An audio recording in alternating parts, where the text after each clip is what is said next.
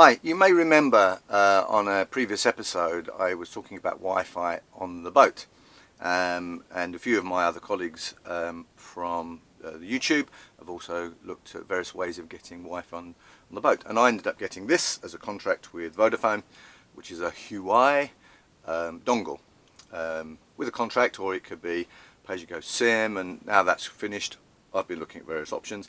Pleased to say I managed to get that reduced. However, this obviously is an internal dongle, so it only really still needs to pick up a signal near a window, because being in a tin box, sometimes, particularly in remote areas, we don't get very good Wi-Fi signal. And I've been getting a bit frustrated with that, so I looked on the internet for an alternative. And actually scrolling through Telegraph, I came up with an advertisement for Wi-Fi on board. So I want to thank the guys from Wi-Fi on board for their help and assistance on me making this a purchase. It's not an endorsement by any way. It's just a solution that I feel I needed to seek. And so, in the post, it came in this box. So I haven't opened it yet. I thought I'll open it with you guys just to show you what my potential solution is for getting a better Wi-Fi signal on board.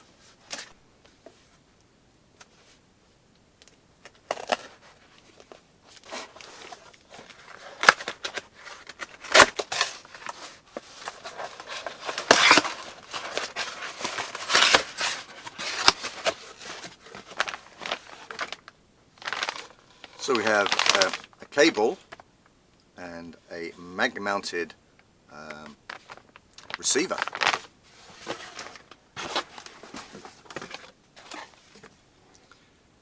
And we've also got a booster from Hawaii. Anyone know how to pronounce that? So basically the concept of this is that we're now going to have an external aerial mag-mounted to the top of Destiny, which hopefully will also be able to boost outside Wi-Fi signals. So this enables me that with my Sky contract and with my BT contract to pick up better Wi-Fi hotspots. Difficulty obviously is when you're out more in the remoter areas, then the signals get weaker and weaker and weaker, and telephone signals get worse. So we're going to try this, test this. So this particular model is the B315 LTE CPE. So it supports an LTE card, Cat4 card, Wi-Fi in 2.2 up to 32 users. So pretty much, I guess, a little bit like a BT box. You have Ethernet connections in the back, power source. Now that's my only, I guess, issue, is that this is going to be running off 240 volts rather than 12 volts. However, there is a plug-in adapter for 12 volts. So that means don't necessarily have to run it off 240 volts as well. That's obviously always handy being on board. Obviously got Ethernet cables and my power connector for either being on shore, if I'm on shore power, or off the inverter. So let's connect it up and see how we get on.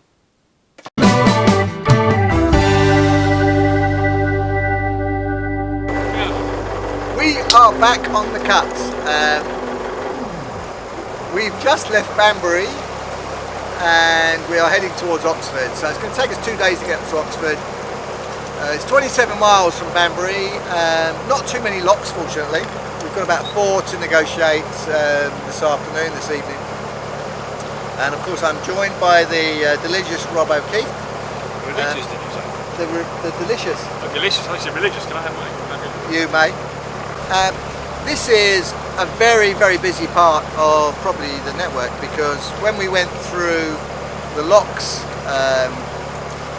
at Hill Morton, they're considered to be the most busiest locks on the network, and as a result, basically the Oxford Canal ends up being one of the busiest. It's a straight north-south divide down the country, effectively from Rugby all the way down, and Banbury is a halfway stop. So we've seen what's happened in Rugby. It was quite a nice trip going from Rugby down to Banbury. Mandy and I had a lovely weekend in Banbury. Rob's just joined me now so that we can take the route down to the Oxford to eventually join the Thames. So we're going to check out, what we can see along the way. Hello. Anyway, do you remember we've been under the M40 twice? We're going to go under it again. And the influence. And the influence of the M40. We make another underpass of the M40. Actually there, isn't it? That's it there. Well, obviously they can't see it. I need to show them now. Oh right, okay. It's there. No, well, they can just believe us. What's just there? We wouldn't lie. Okay. Well, Well, just past that UFO on the right, and the at the end of the rainbow, with a couple of gold just there. next just past that. next to that yellow cow. Yeah, that's it. We are. So we're there.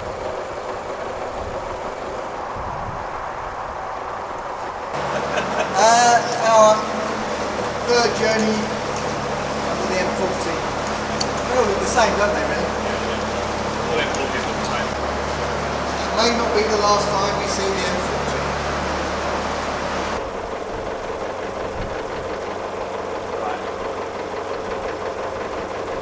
Okay, fine. So we're in King's Sutton Lock, going down, and this is a 10-foot-8 drop.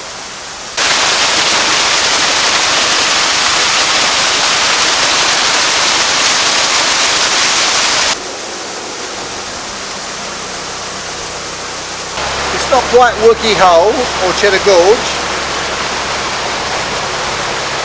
and it's not quite Somerton Deep Lock. See, that's to come, and we're at Bridge 179 on the Oxford.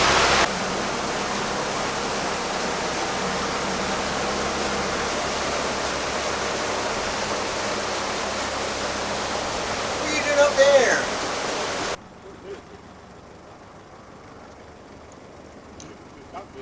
We were just saying we went under the M40 to get away from it. Now we've been invaded by helichoppers. So with only a few locks to negotiate on day one, Rob and I made sure we had a nice gentle stroll down and have a good look at the countryside. So enjoy this little montage as we wind up day one.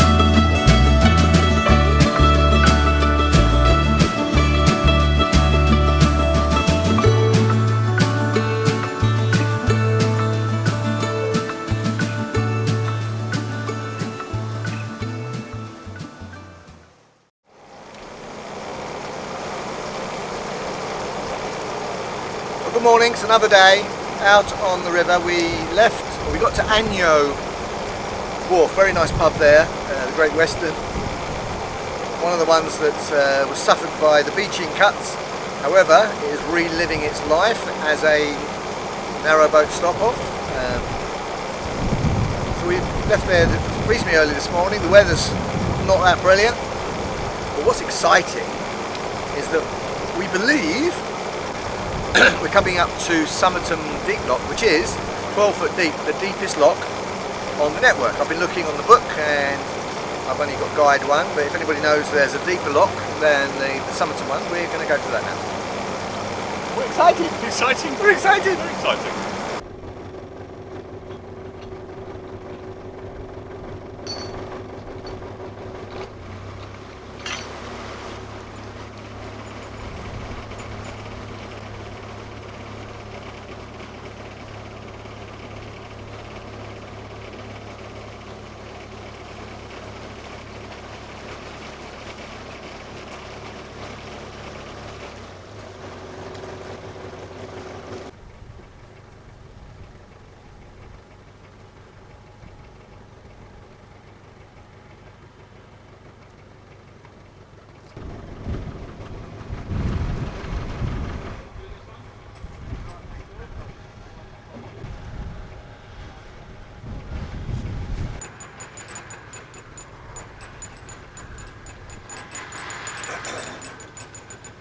Have we still got more beer? Have we still got enough beer? Well, there's never enough, but have we got beer? Good. So here we are, Somerton Deep Lock. Not the deepest lock, so we've just been told by a fellow boater. It is on the Kent and Avon. This is the deepest one on this stretch of the Oxford, and probably north of the Thames. Unless you know different.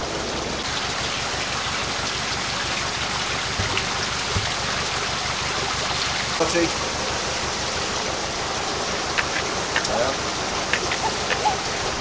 you have a stove? Yeah. Yes, we're still in here.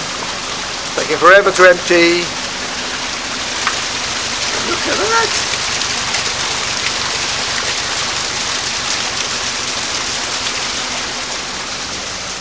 It's a bit deep.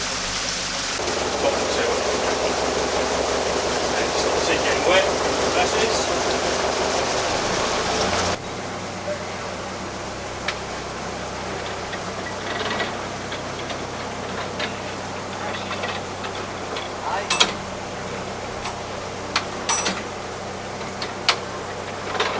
Thank you, gentlemen. Yeah, mate. Another couple of boats behind us. I've got a couple of boats. They'll slip into our empty dock now. So we carry on down to Oxford. Well, Kidlington possibly, not Oxford today.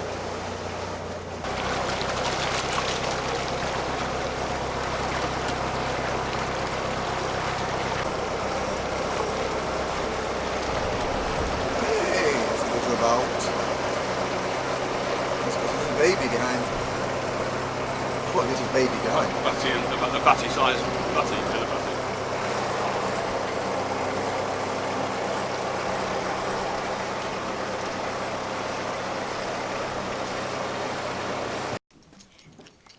Not the Bell End, but the Bell End. A 5-minute walk. And it's dotty friendly. Well, not here, obviously he lives there. So. Very rural.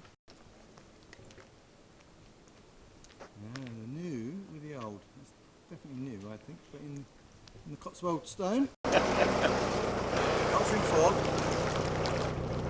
We're shooting bunny. Nice. It's a lower Hayford. Beautiful Cotswold stones, beautiful, isn't it? Yeah, the Cotswold stone is very nice. So, yeah, 100 litres of diesel, £100. I think they charge a little bit more for red diesel around here. Easier parts.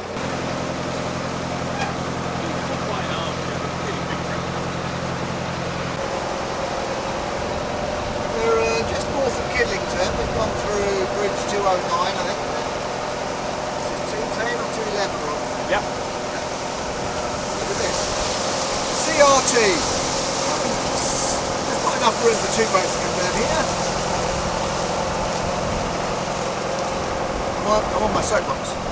There's plenty of room this side, mate, if you want to go this side. We're crashing into the banks and bounce off the banks. Still can't get two boats.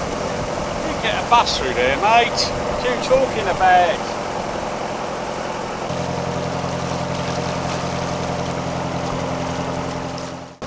Well, good morning. It's day 3 of the trip with Rob. We have stopped overnight at an old disused quarry where they would, I guess, mostly be getting the Cotswold stone for many of the houses around here. And that's at a place called Kirtlington. A very nice village. We went into the Oxford Arms last night, obviously just for research purposes, as we do. Looked like they had a very nice menu. However, we spotted and we took advantage of a mobile fish and chip shop who did some very fine fish and chips. So we're going under bridge 214. We're still heading south, and the sun has decided that it's definitely going to be out today. I think we're going to be reasonably good on the weather for most of the morning. We've got about 8 miles as the crow flies, probably about 10 miles with the winding and the lock, so probably about 3 hours of cruising today. And we're right next to a golf course. Nice, right. So let's enjoy this part of the journey, and as my good friend David would say, from cruising the cut, enjoy this montage.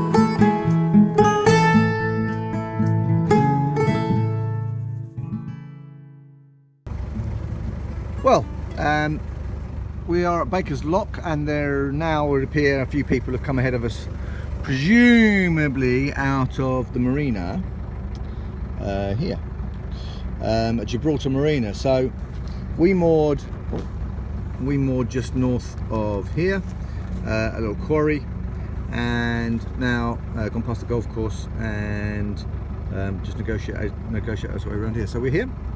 An 8'6" drop at Baker's Lock. We've got a couple of boats ahead of us. So our journey is to go through another about 7 locks, I believe, arriving probably at Kidlington, stop there for lunch. Oh, is that a pub? And then we've got the journey down here, flipping back to come down the Garden City Way, and here we come into the outskirts of Oxford. So Rob, that's the end of the at the end of the arm now. So the station, railway station, is just about here, I believe. So that's where Rob needs to get to, and then we're going to join the Thames up here, but next weekend.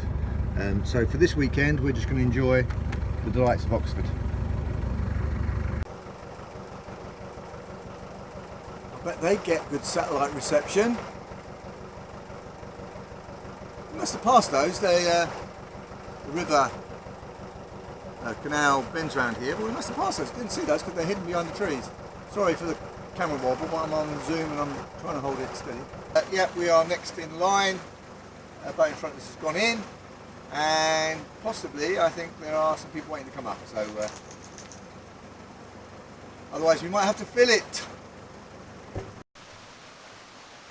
So we're getting closer and closer towards the Thames and getting more of these navigation warning systems for water levels. As one boat leaves, another will enter, thus utilising the full potential of the lock. And it's not too leaky, this one.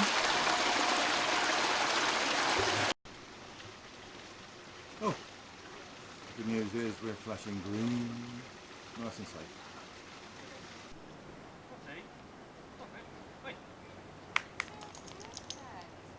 See? See? What you doing?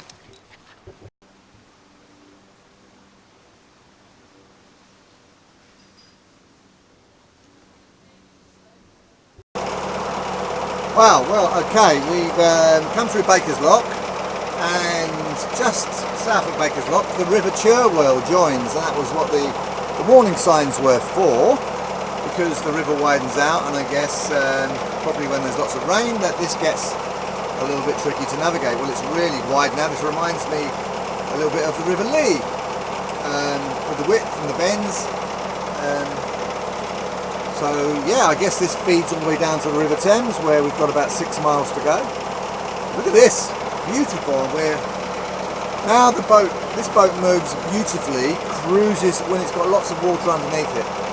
And yeah, we're doing a nice little pace here. Engine just above idle, but we're moving really beautifully. So yeah, like it.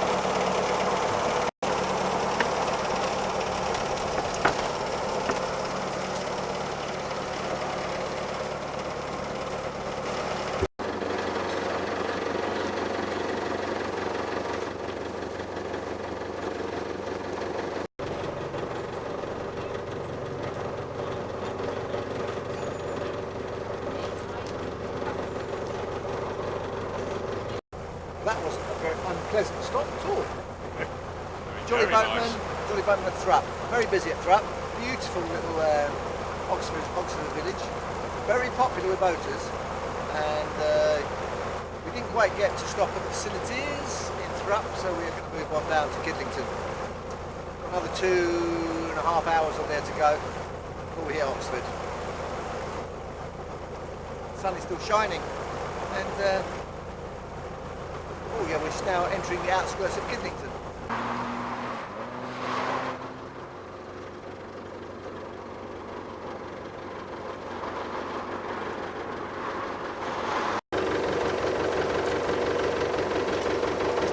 We didn't stop at this one.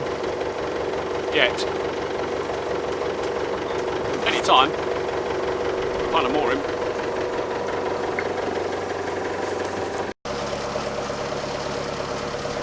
Very beautiful gardens backing onto the Canal Street River. It's empty, isn't it?